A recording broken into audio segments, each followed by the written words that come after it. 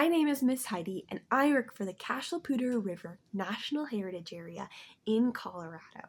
Today, we're going to be examining a source together.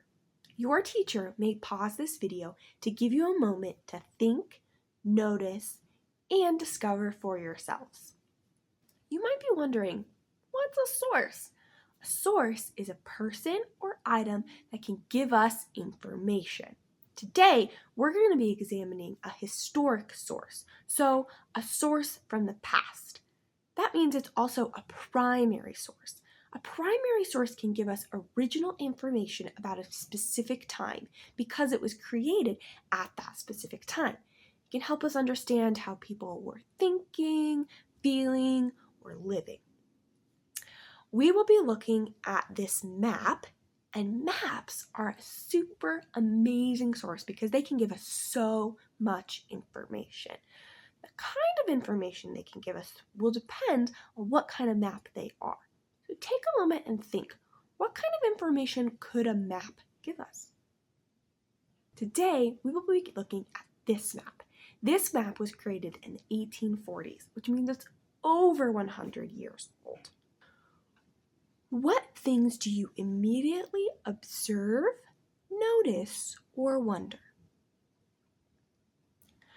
I observe this map has a lot of blank space, and I wonder why. I notice this map only has one color, black. And I notice there are lots of tiny details and sort of lines here along the middle of the map, and I notice some words right here. Let's zoom in on these words to learn more. It says, map of an exploring expedition to the Rocky Mountains in the year 1842 and to Oregon and North California in the years 1843 and 1844 by Captain John C. Fremont of the Corps of Topographical Engineers. Okay, so this is the map's title. And it can give us some really helpful information.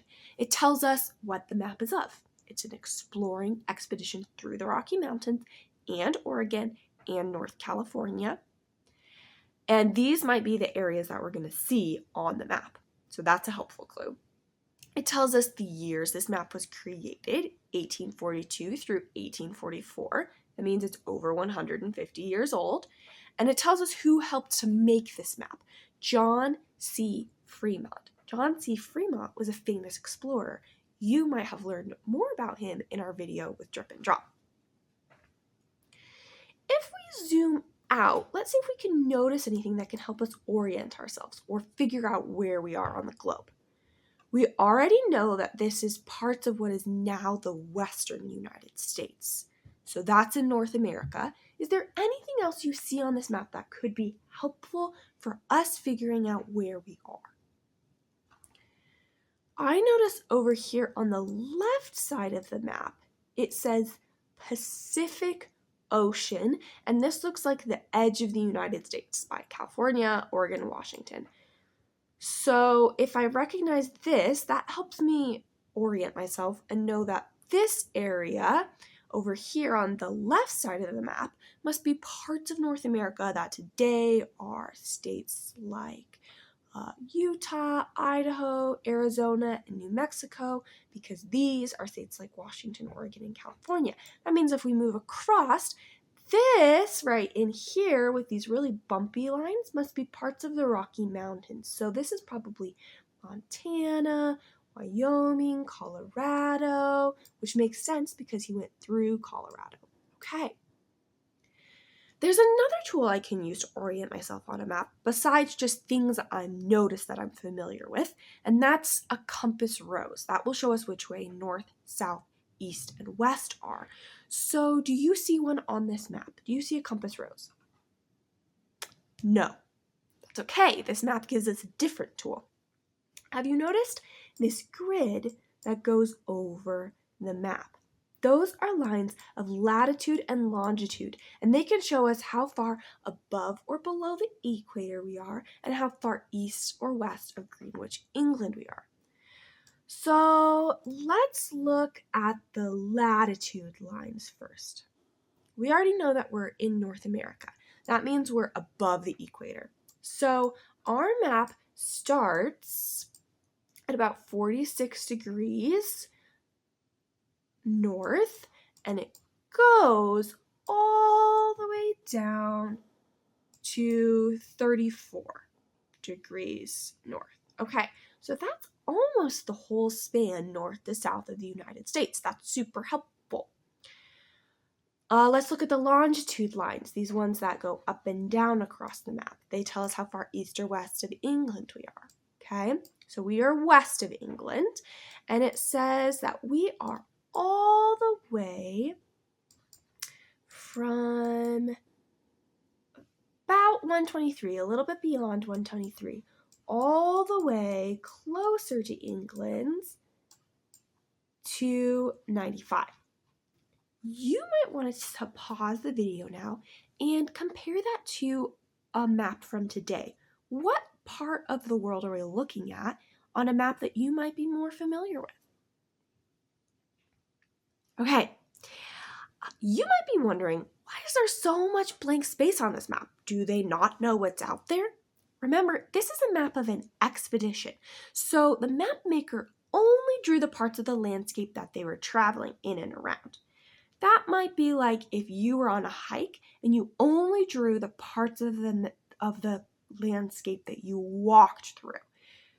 That means you might know what else is on the landscape. You might have been there before, but in this case, you're only showing the places where you went to on your hike that day. In this case, Mr. Fremont is only showing us the parts where he went to on his 3 years of expedition. Okay. So let's zoom in on the start of his journey over here on the east and see what we can notice. Right from the beginning, I noticed that a lot of the details on this map are rivers, all of these squiggly lines. There's this really big one right here, the Missouri River. Why would people in the past want to include lots of rivers on their maps? Think of it this way. What do humans need to survive? We need a lot of things, but one of the main things that we need is water.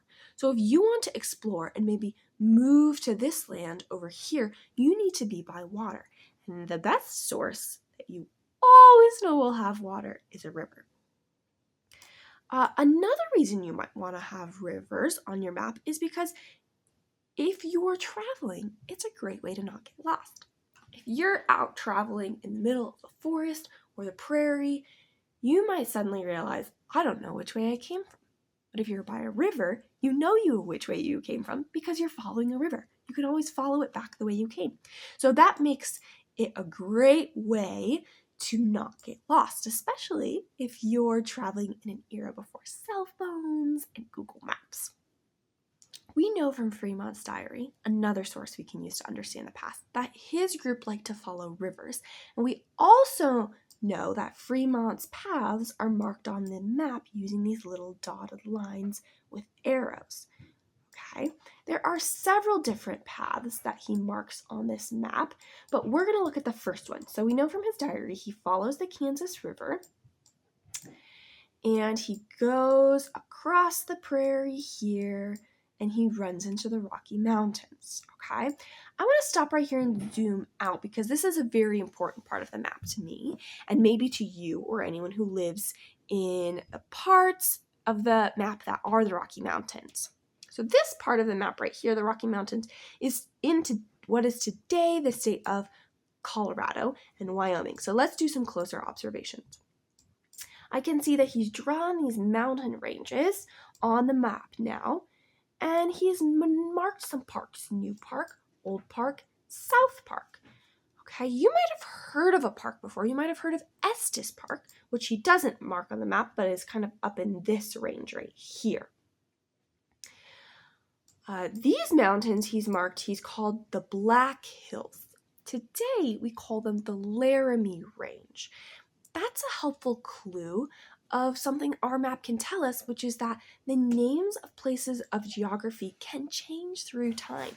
So some of the names on this map you might recognize, some of them might be different to you.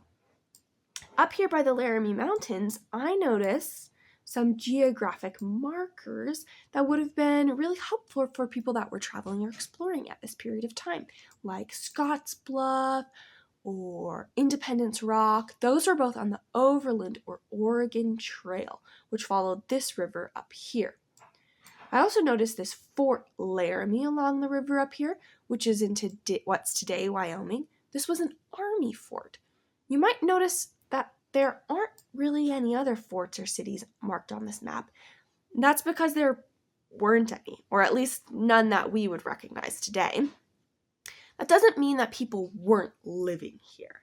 It just means that the ways that they lived in the past were sometimes different than the ways we live today. And one of those ways is that they often didn't live in cities.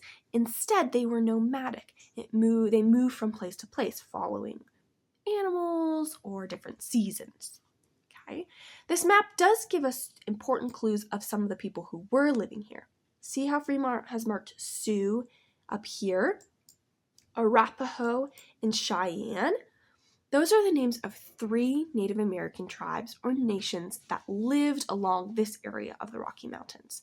That doesn't mean the Arapaho were only here and the Cheyenne were only down here, or that other tribes weren't in the area, because they were. It just means that this is sort of the main area where those tribes might have lived or traveled or moved around.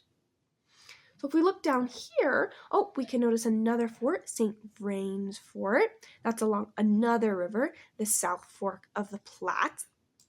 I'm still observing a lot of rivers flowing out of the mountains, and I want to show you one that's really important to me and maybe to you. If we zoom in here, we're going to notice the Poudre River. It flows through the town where I live, Fort Collins, which is right here now, but also through places like Windsor and Greeley. This one, that's Thompson's Creek. Today we call the Big Thompson. It flows through Loveland. So if you live in the same area where I do, this is your spot on the map.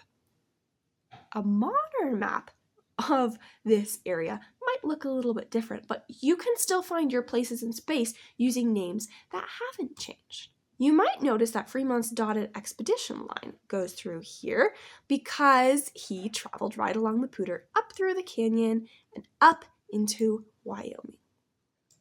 If we were to keep looking on this map, there were so many places that we might recognize, like the Great Salt Lake in Utah, and also places that we might not recognize.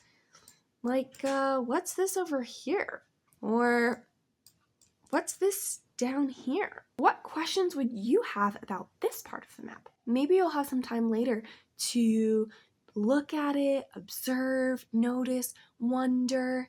If you have a question or a curiosity, see what other sources you could find that could answer your questions and help you understand Fremont's journey on this part of the map. Thank you for looking at the beginning of this map today with me. I hope you noticed, observed, and wondered alongside with me. Keep discovering.